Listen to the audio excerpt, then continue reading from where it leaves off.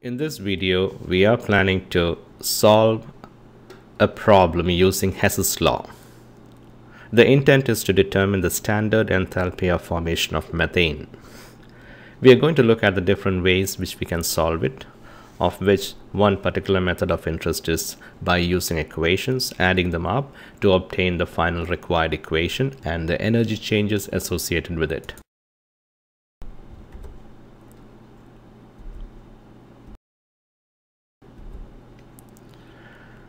It's a good idea to know what standard enthalpy of formation represents. H represents enthalpy or heat. The 0 as a superscript represents a standard state.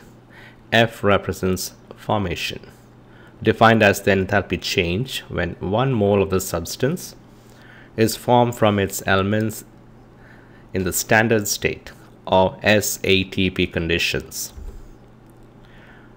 In this equation, carbon, graphite plus oxygen undergoes combustion to give you carbon dioxide and standard enthalpy of formation 393.4 kilojoules per mole. Standard implies standard ambient temperature and pressure. If we are talking about ambient temperature, we're going to use 25 degrees Celsius or 298 Kelvin. The pressure we're going to use is 100 kilopascals. Sometimes the conditions are specified at STP. In that case, the temperature would be 0 degrees Celsius or 273 K. And the pressure would be 101.325 kilopascals. For all elements in the standard state, delta H0F is taken as 0. So in a chemical equation, if elements are used, their enthalpies of formation are taken as 0. The values will not be provided, so it's not an error. Here is how you would represent the standard enthalpy of formation. Delta represents change, H represents change in enthalpy here, 0 represents the standard conditions, and F represents the heat of formation or enthalpy of formation. Here is a second definition, and you should be able to distinguish between enthalpy of formation and enthalpy of reaction. When you look at enthalpy of reaction, you would notice that at least one of the reactants would be an element. If both reactants are elements, then we would have standard enthalpy of formation. If at least one of the reactants is an element, is a compound then the enthalpy change is referred to as enthalpy of reaction. And usually when you represent the enthalpy change for the reaction, we express it as kilojoules or joules. We do not use per mole in such cases.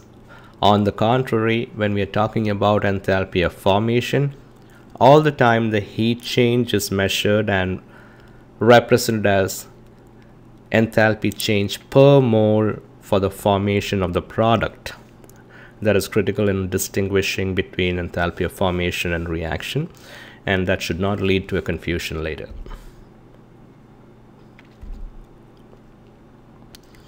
This equation is read as delta H0 reaction or enthalpy change for the reaction is equals to sigma, the sum of the enthalpy of the products minus sum of the enthalpy of the reactants. Here is an example of enthalpy of reaction. Methane is a compound, oxygen is an element. Therefore, the energy change associated with the reaction is referred to as enthalpy of reaction.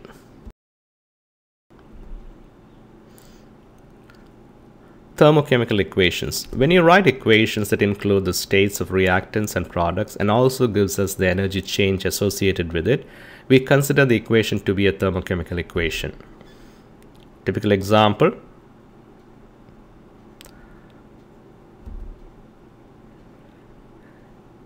Now these are the different ways in which you can write a thermochemical equations. 3 different methods are shown here. In equation 1, the heat change in the reaction is shown as a product. So CH4 plus 2O2 giving you CO2 plus 2H2O plus 802.2 kilojoules according to this reaction, which implies that the heat energy is a product, therefore a positive sign.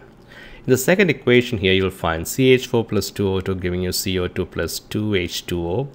Here there is a comma separating the rest of the equation with the data that's being provided, which we write as delta H, which is actually delta H0 reaction, and it's assigned a negative sign minus 802.2 kilojoules. By convention, when a chemical reaction takes place and the products have lesser energy than the reactants, it implies that the net energy change is the energy that is released during the chemical reaction. And in such cases, the enthalpy change is given a negative sign. So when you're writing delta H is equal to sum of the enthalpy of the products minus sum of the enthalpy of reactants, you will find that the products have a smaller number in energy, or the reactants have a higher number. Therefore, a smaller number minus a larger number will always be negative, and therefore enthalpy changes for exothermic reactions are assigned a negative sign. This is a convention, and you got to start recognizing that now. The third equation, we will see that the heat energy is part of the reactants. So if it is an exothermic reaction, heat is being taken away from the reactants. Therefore, CH4 plus 2O2 minus 802.2 kilojoules, giving you carbon dioxide and water. These are the different ways of expressing the same equation. In multiple choice questions, you may get one or the other form. Recognize the right choice, and that will give you the right answer. So it's a ways of representing thermochemical equations that is being done here. It also implies that 1 mole of methane releases 80.2 kilojoules of energy on complete combustion. And if you actually multiply this equation by 2 and it becomes 2 moles of methane, the amount of energy released would be twice the quantity. Or if you half the equation, the amount of energy released would be half the quantity.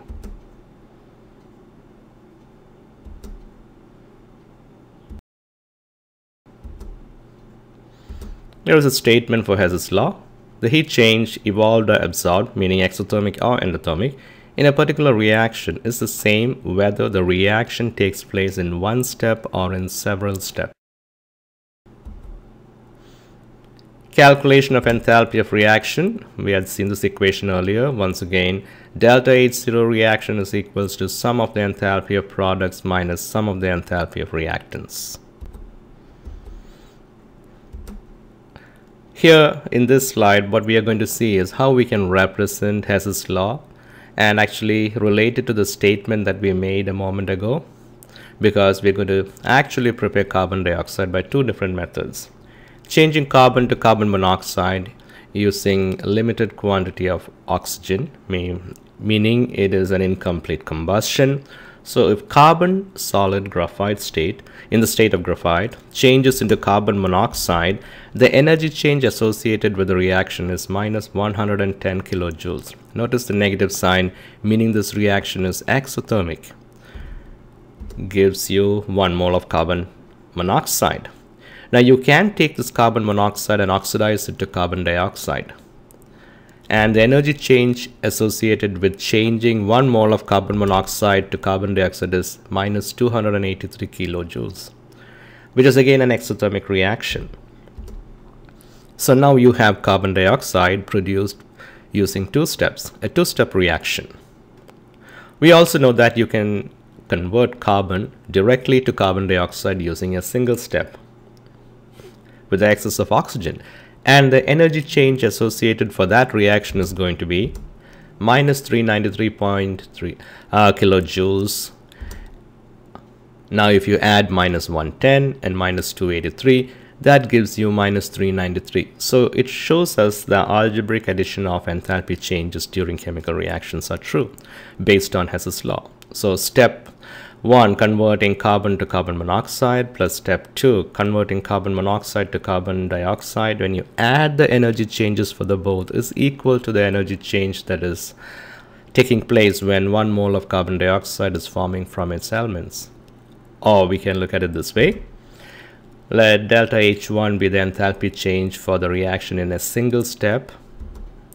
Let delta H2 be the enthalpy change for the reaction in which you convert carbon to carbon monoxide, and delta H3 will be the enthalpy change for converting carbon monoxide to carbon dioxide, and delta H1 is equals to delta H2 plus delta H3. So mathematically this is true.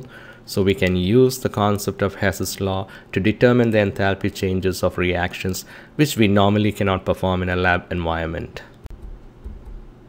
Here is a question for you.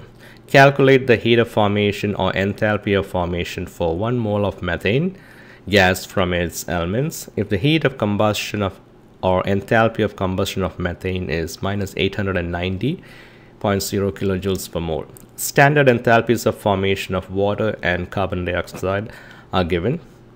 Now, when you look at this problem, you may want to recognize certain words and terminology and be able to relate them to equations that you can convert them to. So let's look at the first aspect.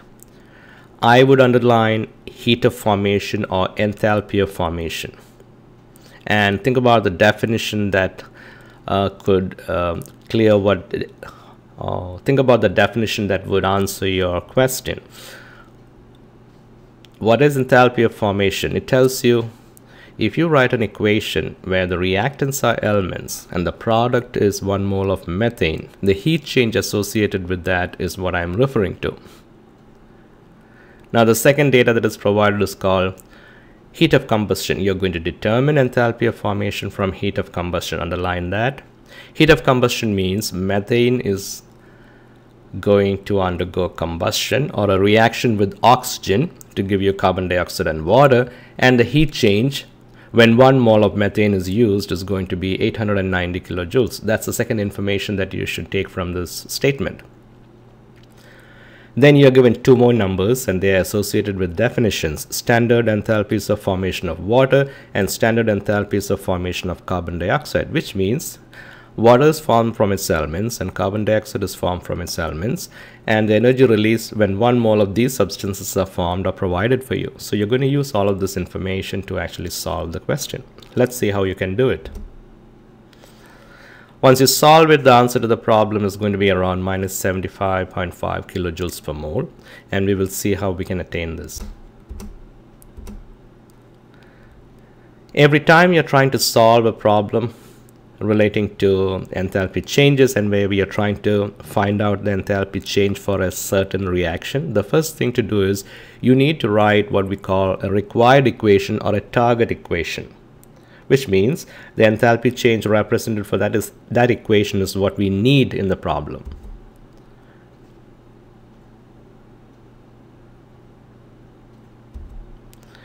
In the given problem, it is a formation of methane, or we are looking to find the enthalpy of formation of methane. So the required equation will be written like this: carbon solid plus 2H2 gas giving you CH4 plus delta H0F, where heat of formation of methane is what we need. So this is what we do. The first thing to do would be to generate equations for all the given data. 3 separate sets of data is provided to us. One is heat of combustion, second is heat of formation of water, third is heat of formation of carbon dioxide. Now we are going to change those statements in equations. Heat of combustion of methane would be CH4 plus 2O2 giving you CO2 plus 2H2O plus the heat energy released as given in the data. The second equation would be H2 plus R4O2 giving you H2O when 1 mole of water is formed. And second equation. The third equation is C plus O2 giving you CO2. So we have just identified the 3 reactions. In the second equation, discard the positive sign that is written after H2O. Now in the target equation, we need 1 mole of methane. And we have to use these 3 equations so that we can obtain the required target equation when we add the 3 equations together. Notice that in the enthalpy of combustion, that is equation number 1, when complete combustion takes place, 1 mole of carbon dioxide is formed and 2 moles of water is formed. So we need to know the heat change associated with the formation of 1 mole of carbon dioxide and 2 moles of water. So the data was provided for 1 mole of carbon dioxide and 1 mole of water. In order to obtain the energy released due to the formation of 2 moles of water, we will have to multiply equation 2 by 2 so that it produces 2 moles of water. and the energy released will double.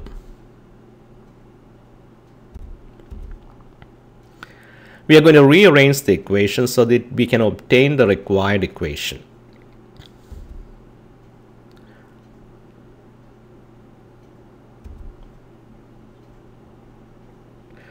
The most important thing while rearranging equation is we have the freedom to rearrange the equations so that when we add the three equations, we will obtain the desired or the target equation. One of the conditions would be every time you rearrange an equation, we try to pick the reactants and products in the required equation and flip the equations that we have so that we can place them in the right position. There are simple ways of doing this, so we're just going to look at them. One of the important aspects again related to flipping of equation would be if an equation is flipped, the energy change is also flipped, which means if you have an exothermic reaction and if you flip the equation, it becomes an endothermic reaction, which leads to the statement, what is flipping? What I mean by flipping is if you change the reactants into products and products into reactants, then the equation has been flipped. So just reversing and writing the equation is what we are talking about while we say flipping an equation. So here I'm going to write the equations in the appropriate terms. Equation number 1 was combustion of methane. Here what I've done is I have flipped the equation. The reason is in the target equation methane is a product. So if I need to get methane as a product of the three equations given to me, only the combustion reaction has methane included in it. So what I did is I flipped equation number 1 so that methane becomes a product. And when I did the flipping, the minus 890 kilojoules became plus 890 kilojoules. In the combustion reaction, there are 2 moles of water produced. Therefore, again, we did multiply equation 2 or the formation of water by 2. That was the reason. Now, why did you write the enthalpy of formation of water in the same way? We did not flip it here. The reason is very simple. For enthalpy of formation of methane, hydrogen is a requirement. And when I write this equation 2H2 plus O2 giving you 2H2O, hydrogen is a reactant, so I don't have to do anything. So equation 3 also is written in the same way. Carbon plus oxygen giving you carbon dioxide. And in enthalpy of formation, I need carbon solid, and I have it. Now in enthalpy of combustion reaction, there is only 1 mole of carbon dioxide that is formed. Therefore, I don't have to change the coefficient of that equation. Next thing I'm going to do is add them up together. Now before I add them, I'll look for common terms on the left side of the equation and on the right side. What I'm going to do now is called adding up of the 3 equations. And what I imply by adding is all the reactants on the left side of the arrow can be written together, and all the products on the right side of the arrow can be written on the right side of the final equation. Now before doing that, if there are common terms on the left side and the right side, I can cancel them out. If there are similar terms on the left side, add them and change the coefficient. The same can be done for products too. So let's look at common compounds on the left side of the reactant and the right side. Carbon dioxide on the left, we have 1 mole. Carbon dioxide on the right, there is 1 mole. So we have cancelled that, crossed it out. 2 moles of water on the reactant side, 2 moles of water on the product side, that's cancelled out. On the reactant side, now I have 2 moles of oxygen. First mole of oxygen is coming from the combustion of hydrogen, and the second mole of oxygen is coming from the combustion of carbon dioxide. So we have 2 moles of oxygen on the left side, on the reactant side. And we also have 2 moles of oxygen on the product side, so it's totally cancelled out. What remains is carbon plus hydrogen giving you methane. That is the target equation that we were looking for. So when we sum up the values of the enthalpy changes by applying appropriate signs, the net resultant enthalpy change is minus 75.5 kilojoules, and that's the enthalpy of formation of methane, and we have the required equation. And that's how you solve a Hess Law problem.